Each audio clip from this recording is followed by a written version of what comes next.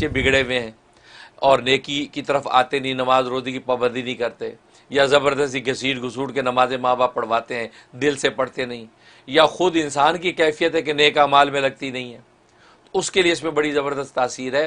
रोज़ाना 104 मरतबा जो इसका आदत है, 104 मरतबा पढ़ के पानी पे दम करे, अव्वल आखिर 11 मरतबा दुरूद शरीफ वो दम करके पानी पी ले या बच्चों को पिला दिया करे। तो ये रोज़ाना अमल शुरू कर दिया, 71 डेज़ पाबंदी से करे, इंशाअल्लाह ज़ौक़ी इबादत पैदा हो जाएगा और ख़ुद नेक अमाल की तरफ इंसान बढ़ेगा। और एक तासीर इसके अंदर यह है कि इंसान जो है वो किसी का मोहताज नहीं होना चाहता, अल्लाह ऐसे गैब से उसको रोज़ी दे दे, ऐसा कोई इंतज़ाम हो जाए, किसी की मिन्नत तरले ना करने पड़े और अल्लाह बाइज़ जॉब दे दे, बाइज़ कारोबार में नफ़ा शुरू हो जाए। उसके लिए इसमें बड़ी तासीर कि हर नमाज के बाद 104 मरतबा जो इसका आदत है, हर नमाज के बाद पढ़ के दुआ करता रहे और ये 80 दिन तक ये पाबंदी से करे, इंशाअल्लाह इसका कारोबार चलेगा और इसकी जो माली तंगी होगी ख़त्म हो जाएगी। और एक इसके अंदर तासीर ये है कि इंसान ये चाहता है कि वो जो है किसी का मोहताज ना हो, है यानी जिस्मानी एतबार से भी और रिज़्क़ के एतबार से भी। तो हर नमाज के बाद 80 मरतबा पढ़े, 80 मरतबा पढ़ लिया करे और पढ़ के दुआ कर ले।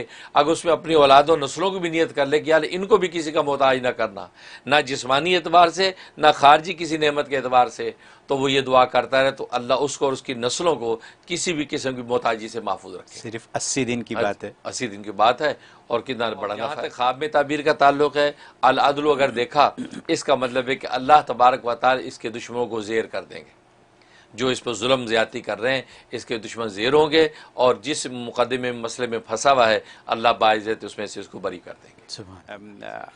आपने जो बात की मेरे जहन में एकदम एक चीज़ आ गई, जैसे कि अल्लाह पाक अदल व इंसाफ करने वाले हैं, उनसे बड़ा कोई आदिल नहीं है।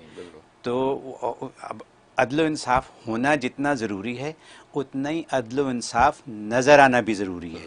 आपने भी साबित किया शुरू में, और वो आपने यूँ साबित किया कि देखिए इंसान की दो आँखें कहाँ हैं, जहाँ होनी चाहिए कहीं और होती, माथे पे लग जाती एक आँख, तो मतलब कितना अजीब सा लगता है। कार्टून बनते हैं ऐसे ना। तो अल्लाह ने ना सिर्फ अदल व इंसाफ किया बल्कि अदल व इंसाफ दिखाया।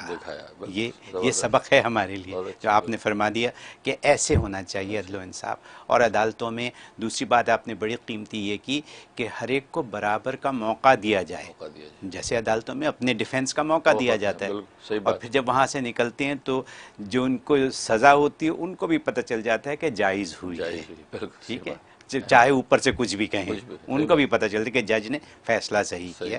ज़्यादा फैसले सही होते हैं, कम फैसले गलत होते हैं, जो भी गवाहों की जो भी सूरत हाल हो। बहरहाल बहुत खूब। और फिर ये कि आपने सवालों का बच्चों के लिए, शादियों के लिए कैसे और आसान बात बता दिया। बहुत 30 दफ़ा लिखें और ख़वातीन बच्चियाँ खा लेंगे। एक ही दफ़ा की बात है या हर जुमे? एक ही दफ़ा वैसे कर 7 जुमे कर लें, 7 जुमे वरना एक ही में काफ़ी होता है, लेकिन 7 जुमे कर लें। देखिए यही सवाल हमारे पास यूट्यूब पर और कॉल्स में सवाल भरे हुए होते हैं, आपने जवाब दे दिया। बहुत खूब। बहुत अदल व इंसाफ जो है ये ज़रूरी है और हमारी ज़िंदगी का हिस्सा होना चाहिए।